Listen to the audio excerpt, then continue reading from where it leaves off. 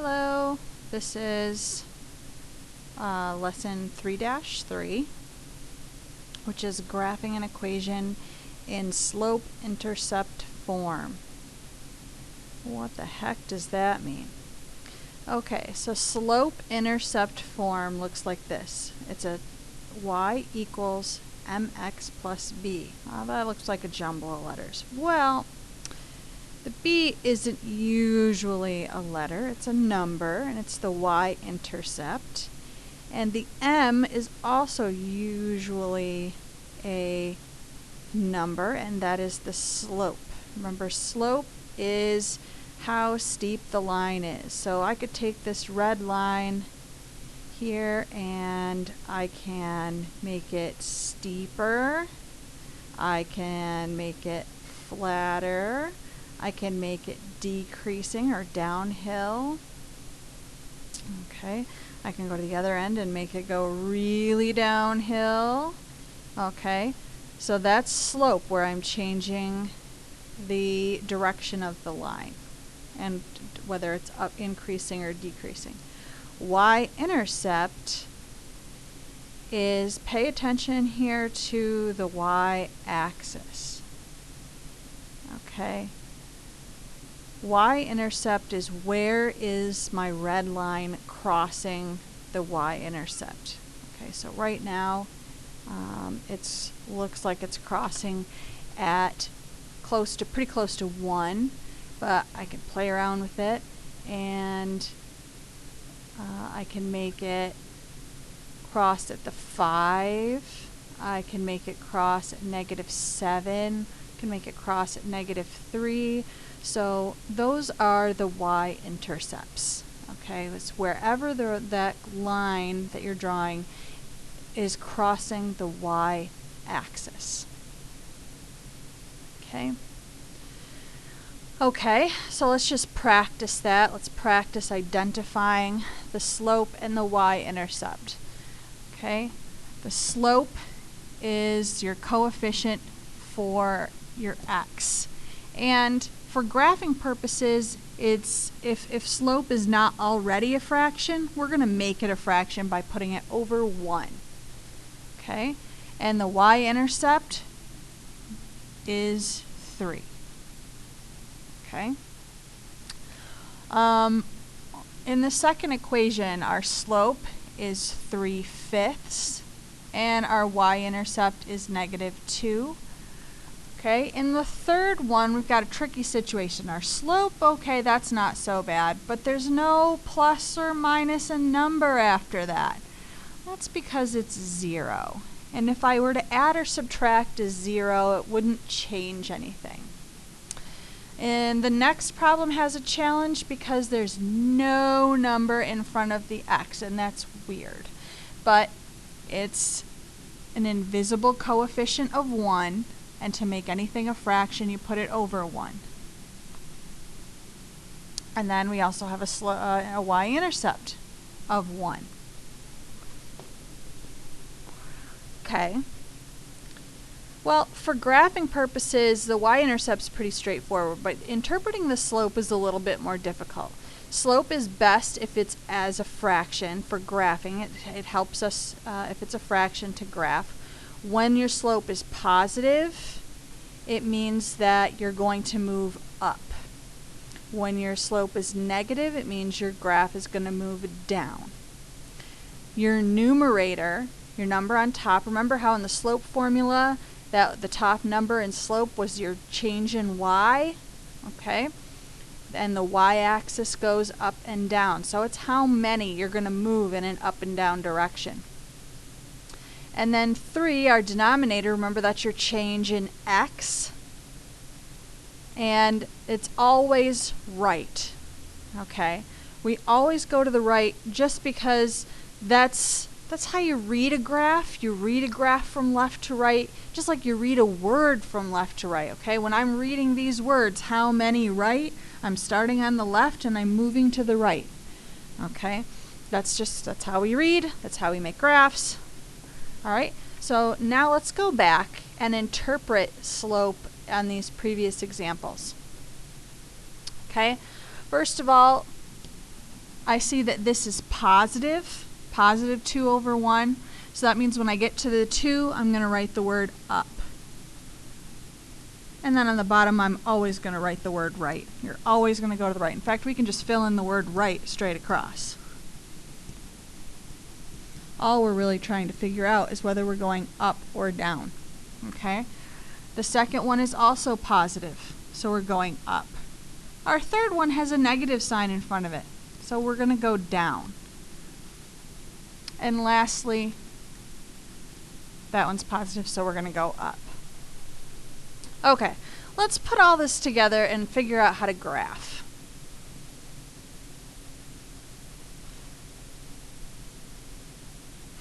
First of all, you plot a point at the y-intercept. So if I was doing this first example, I see that the y-intercept is plus 1. In fact, I meant to highlight that.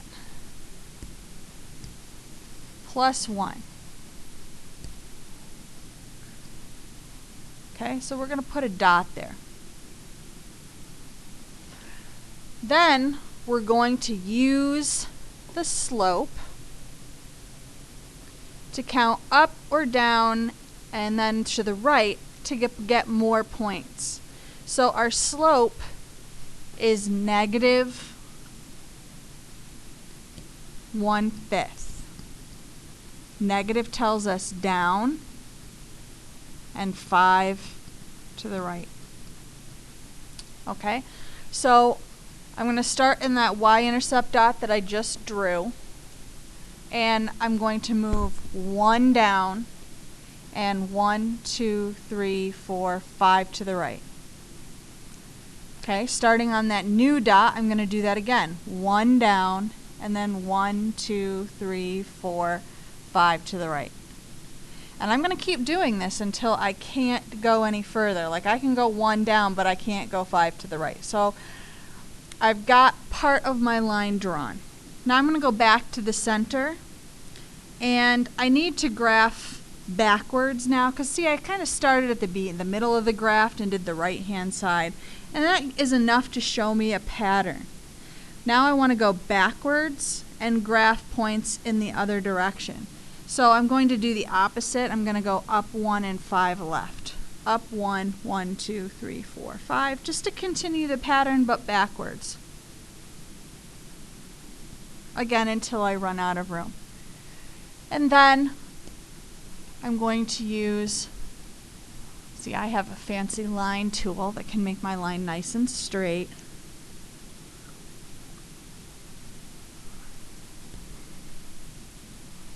Okay, connect the dots.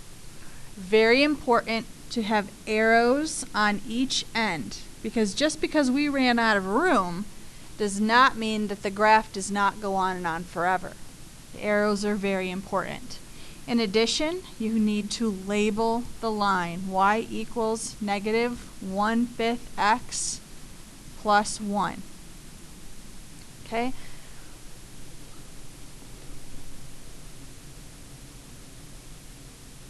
Alright, let's practice this a couple more times. Let me blow this up a little bit bigger.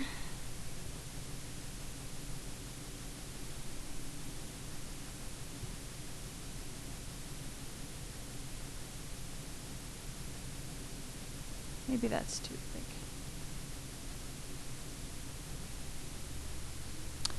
In our next example, we have a slope of a whole number of 2, so we know we make that into a fraction, put it over 1. I can see that it's positive, so it's going to be 2 up and 1 to the right. And I'm going to start on negative 3. So start on negative 3 on the y-axis. Okay, remember it's subtract when it's in the middle of the problem, but it's negative when we're pulling the 3 out. So negative 3, up 2, 1 to the right. Up 2, 1 to the right. Up 2, 1 to the right. Up 2, 1 to the right. And so on until you run out of room. And then remember, you have to apply the pattern of slope backwards, down 2, 1 to the left, just so that you can complete the line.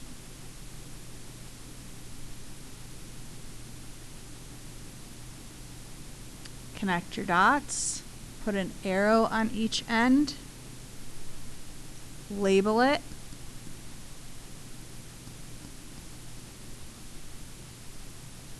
okay. Let's do one more. My next slope is -3/4. The fact that it's negative tells me I'm going down 3 and 4 to the right. I'm starting on 1. Starting on 1, down 3, 4 to the right. Down 3, 4 to the right. And once I've established that pattern, it's easy to go backwards.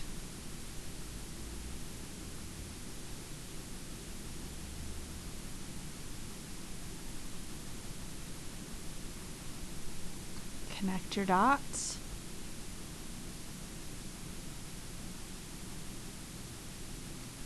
Arrows on each end.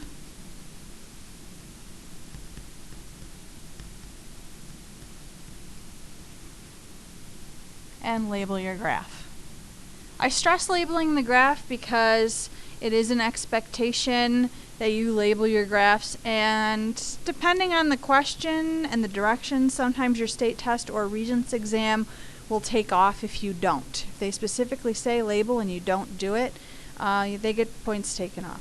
So if it doesn't say label and you do get in the habit of labeling everything, then if you do it and you didn't have to, well, that's okay too. They don't penalize you for that. Okay, this last one that I want to do, x plus 5. There's no number here in front of the x. So remember, there's an invisible 1, which we make into a fraction of 1 over 1. And we're starting on 5. So that means I'm going up 1 and right 1. Starting on 5, up 1, right 1, up 1, right 1. And then going backwards, keeping to the same pattern.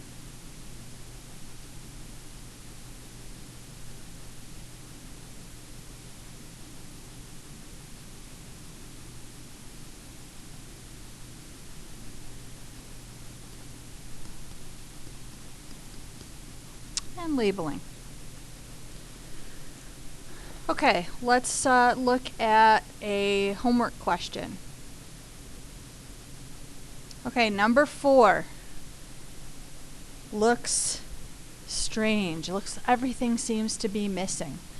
Well, remember that there's a negative sign and there's an x, but there's an invisible 1 here. So that would be -1 over 1 as a fraction. So I'd go down 1 and right 1. Okay, but where would I start? There's no plus or minus a number. Well, that means I'm going to start at 0. 0 means the origin. So I'm going to start at 0. I'm going down 1, right 1, down 1, right 1. So that information is there, but because it's 1s and 0s, it is not written. It's invisible.